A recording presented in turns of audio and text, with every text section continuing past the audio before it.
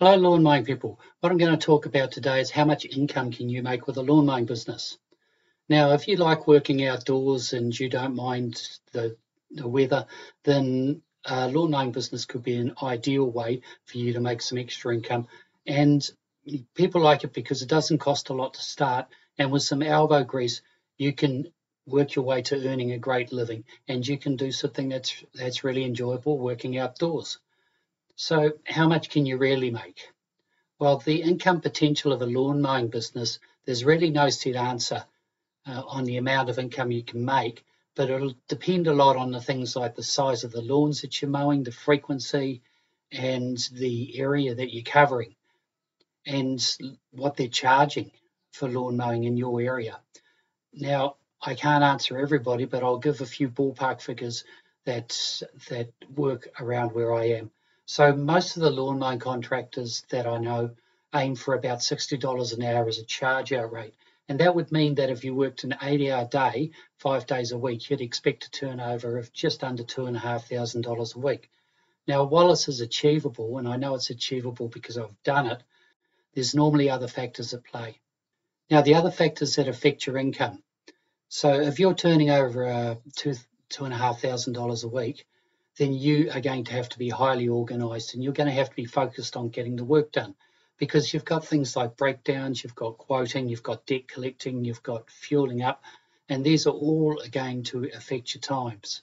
Now, when you're fueling up or you're servicing your equipment, you can do that after hours, so that's not really a problem, but you're always going to lose a little bit of time due to breakdowns and things like that. And your real killer is travel time. Now, if your charge out rate is $60 an hour, your actual turnover is most likely going to be about $50 an hour because you're going to be spending time traveling between jobs. And this is going to depend on your geographical area that you're working, because basically the further apart the lawns are, the less you will earn. So a round that is compact will earn you more money. Another factor, as I said before, is the size of the lawns that you're mowing. The small lawns in a compact area would certainly pay more. And I've always found the small to medium lawns are my sweet spot. But do bear in mind that I actually don't have a ride-on anymore, so I don't want large lawns. When I was doing ride-on work, I found that the best jobs were the large rural lawns, but I did lose time travelling in between the lawns because when you're working rural, the lawns are normally quite a distance apart. Now, one way to actually increase your income and to earn a bit more is consolidation. And what I mean by consolidation is getting your rounds smaller and smaller. And so not only will this increase your turnover, it's also going to save you money on fuel. So what we used to do is we used to package up a small round on the peripherals of our business and sell it every year to keep our main area getting smaller and smaller. And you could do this, or if you didn't want to sell them, you could just give up the lawns on the peripherals of your area as you're taking on more lawns that are closer to where you're based. And if you want to give yourself another pay rise and you're working close to 40 hours a week, then there is another option for you. If you're running, let's say, 100 lawns, you could actually price increase your lowest lawn every week. And you could actually do this for 2 years before the same person would get another price increase. And that's not really going to rock any boats or get anybody upset. You wouldn't really feel any negative effects for this either, because if somebody cancels, then what you'd do is you'd just replace it with a lawn at the same value and then move on to your next price increase. Now, one of the things that you should be doing if you're going to work on increasing prices is you should be timing your lawns.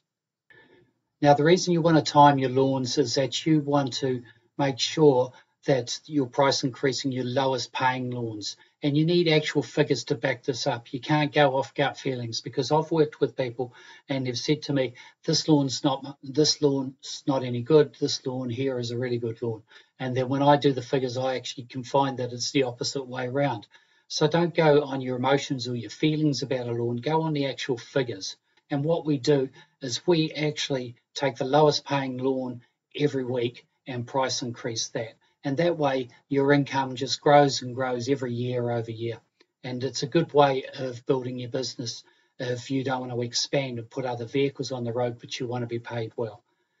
Now, another thing that can actually be a big drain on your time is if you're actively building a business, because if you're actively building a business, you're getting out there and you're doing quoting, and you've got to do the quotes as soon as possible because you can't muck around. When you get a quote come in, you need to actually get out there, get the quote done, and try and secure the contract.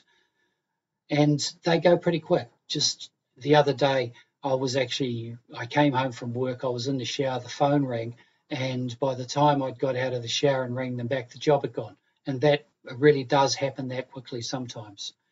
So if you're running a business and you're doing a lot of quoting, you'll probably find out that you're going to be turning over about $50 an hour when you tally up your week. But then that's the price that you're going to be paying for growing your business. Another thing is running costs. Now, this video is not about running costs, so I won't go into it too much here, but my rule of thumb is that you put aside about 50% of your turnover to cover your running costs and your taxes and everything like that.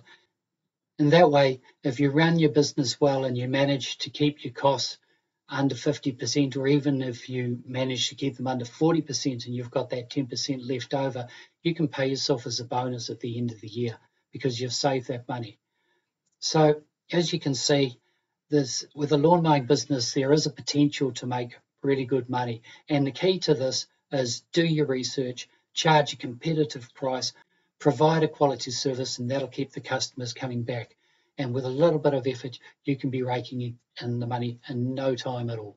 So that's all I've got to say today. So get out there, mow lawns, have fun, and happy lawn mowing, people.